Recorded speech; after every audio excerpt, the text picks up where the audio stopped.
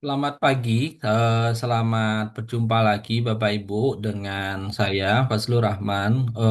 Pada pertemuan eh, saat ini kita akan melanjutkan perkuliahan terkait tentang mata kuliah kemahiran litigasi dan non-litigasi. Pada pertemuan saat ini kita akan membahas tentang APS. Nah, APS di sini adalah pengertian dari alternatif penyelesaian sengketa. Apa yang dimaksud dengan APS tersebut? APS adalah peranata untuk menyelesaikan sengketa secara alternatif. Pada dasarnya itu merupakan bentuk penyelesaian di luar pengadilan. Artinya apa? Yang didasarkan pada kesepakatan kedua belah pihak. Nah, alternatif penyelesaian sengketa ini adalah secara konseptual, Bapak Ibu. Alternatif penyelesaian sengketa ini mekanisme. Jadi, mekanisme untuk menyelesaikan sengketa di luar pengadilan secara non-litigasi. Yang berlandaskan pada apa? Yang berlandaskan pada azas-azas kebebasan berkontrak. Di sini kita bisa lihat adanya kontrak. Artinya apa? Kesepakatan para pihak di sini, kebebasan berkontrak dan kesepakatan para pihak atau kita sebut dalam hukum perdata adanya konsensus. Nah, unsur-unsur dari APS sendiri ini adalah negara ini tidak memaksa. Jadi negara itu tidak memaksa untuk menyelesaikan. Jadi kalau kita lihat di dalam Undang-Undang APS, Bapak Ibu, negara malah menyarankan untuk menyelesaikan sengketa tersebut di luar pengadilan. Jadi para pihak yang diberi ruang itu adalah para pihak yang terlibat di dalam ini, mereka berhak untuk menentukan bagaimana cara penyelesaiannya, forum apa yang digunakan, apakah mereka ingin ada pihak ketiga nggak di dalam penyelesaian ini. Nah, ini sesuai dengan kesepakatan dan kebebasan berkontrak dari para pihak. Nah, kalau kita lihat di dalam undang-undang tentang APS, Bapak Ibu, setiap orang itu bebas membuat perjanjian yang tidak bertentangan dengan hukum. Itu dinamakan dengan azas kebebasan berkontrak. Dalam azas kebebasan berkontrak, APS juga termasuk seperti itu, Bapak Ibu. Setiap orang bebas membuat perjanjian selama dia tidak bertentangan dengan hukum. Apalagi yang berkaitan dengan penyelesaian sengketa hukum. Nah, kalau kita lihat di dalam filosofi terkait dengan APS ini adalah yaitu yang pertama itu adalah win-win solution, kemudian keharmonisan hubungan dan efisiensi waktu. Ini bertolak belakang dengan apa yang ada di apa ya, di litigasi. Nah, kalau kita lihat di litigasi, prosesnya itu lama, kemudian mahal, kemudian formal, kemudian menimbulkan hubungan apa? Win-lose solution. Ya, win-lose, Bapak Ibu. Jadi ada yang kalah, ada yang pihak yang eh, menang. Nah, pada APS ada sistemnya win-win solution, win-win solution, kemudian ada keharmonisan hubungan dan efisiensi biaya.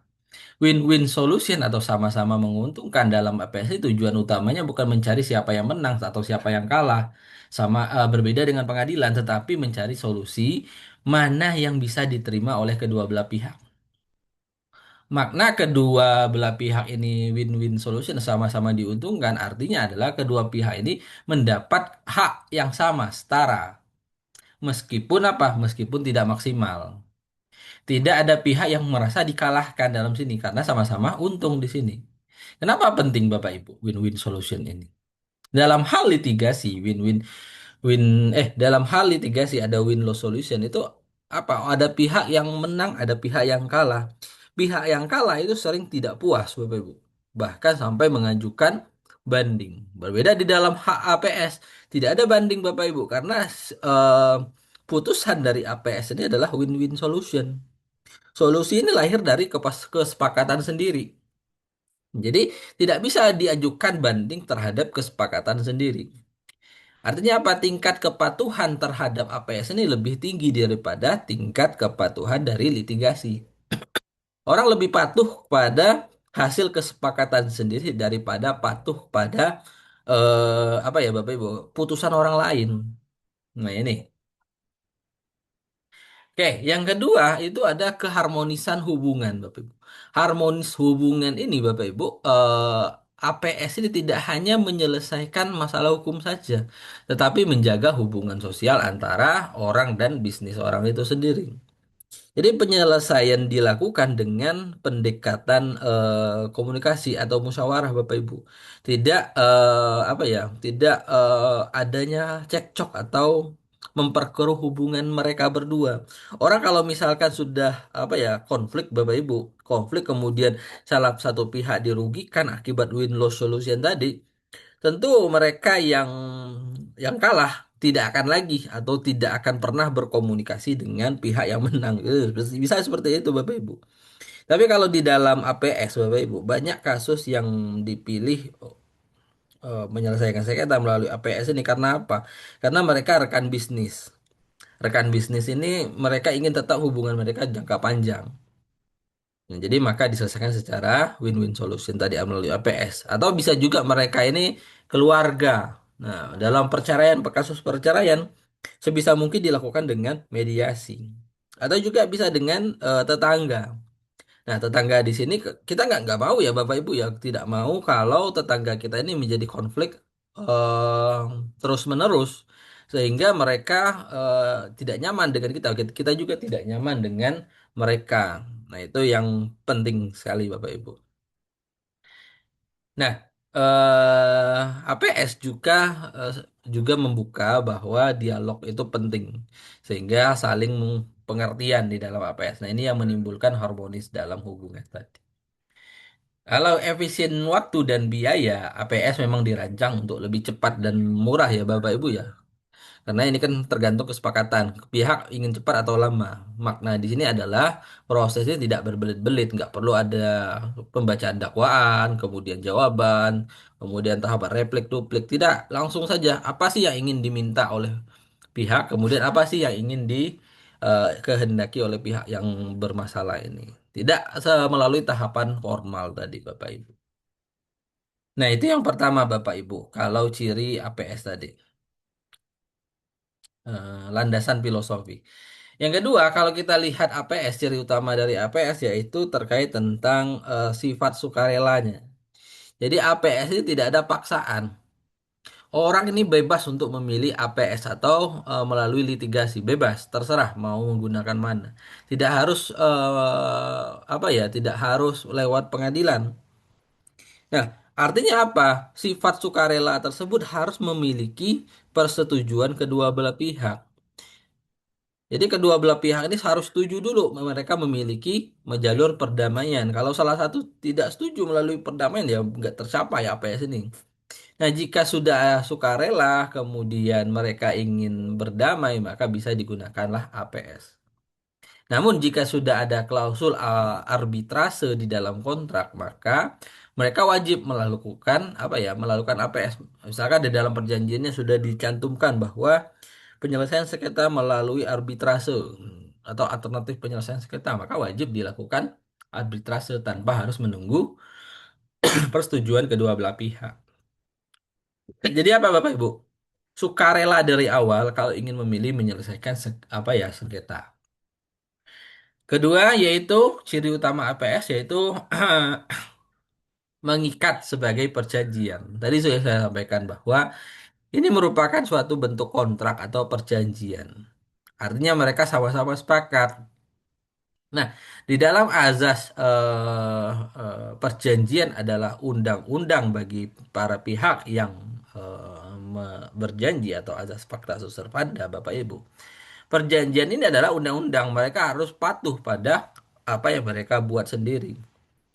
Jadi pacta sunt servanda harus ditepati di sini. Perjanjian harus ditepati. Jika dilanggar bisa digugat uang prestasi. Dalam arbitrase, putusannya langsung mengikat.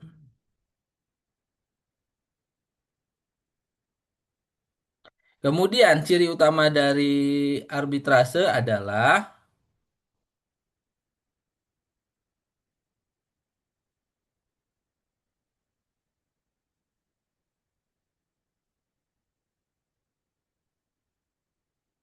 ciri utama dari arbitrase adalah yaitu yang ketiga ini fleksibel dan tidak formal. Jadi berbeda dengan apa ya pengadilan yang berada format bakunya melalui hukum acara, tapi APS tidak.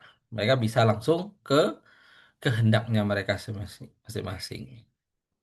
Nah, karakter APS itu sendiri, Bapak Ibu, itu memiliki dua dimensi hukum, yaitu hukum publik dan hukum privat. APS sendiri memiliki dua apa ya? Kok nggak ada di sini? Dua dimensi hukum publik dan hukum privat. Nah, dimensi hukum publik dan hukum privat di sini adalah dimensi kok hukum publik, hukum privat dan semi publik. Kalau kita lihat Bapak Ibu, APS itu kalau dalam kegiatan kesepakatan individu, mengutamakan kepentingan individu itu masuk dimensinya privat. Tapi kalau dalam dimensi semi publik atau hampir masuk publik, itu biasanya sifatnya mengikat dan memiliki klausul eksekutorial. Contohnya perdamaian terkait tentang apa ya misalkan sanksi administrasi. Nah, selanjutnya kita bisa masuk ke dalam tujuan dari APS. Tujuan dari APS melalui pengertian tadi yaitu yang pertama yaitu menghindari konflik yang berkepanjangan. Yang kedua, menjaga hubungan baik. Yang ketiga yaitu memberikan solusi yang adil dan secara praktis adil bagi mereka pada pihak. Kemudian mengurangi beban para pihak. Memang kok mengurangi beban pengadilan. Oke, saya contohkan Bapak Ibu. Ada dua orang yang bersengketa. Kalau kita ajukan melalui pengadilan, maka hakim akan memutus siapa yang benar, siapa yang salah. Nah, kalau mereka yang salah, yang kalah, tentu mereka harus membayar hutang secara penuh, Bapak Ibu. Tetapi butuh waktu lama untuk membayar hutang tersebut karena memang dari awal mereka dia tidak punya uang. Tapi kalau melalui mediasi mereka duduk bersama, mediator membantu muncul solusi. Bisa solusinya cicilan atau pengurangan hutang atau kesepakatan-kesepakatan lain. Nah, hubungan dari apa ini tetap terjaga. Gitu ya Bapak Ibu ya. Nah, untuk APS untuk pertemuan singkat ini Bapak Ibu saya beri kesimpulan APS itu adalah mekanisme penyelesaian sengketa yang berbasis kesepakatan yang fleksibel, kemudian efisiensi dan memiliki solusi yang damai dengan kekuatan hukum apa? Kekuatan hukum mengikat untuk kedua belah pihak. Nah, itu untuk materi kita pada pertemuan hari ini Bapak Ibu silahkan nanti Bapak Ibu kerjakan kuis setelah ini. Oke, Bapak Ibu, untuk pengenalan APS melalui video saya cukupkan. Assalamualaikum warahmatullahi wabarakatuh.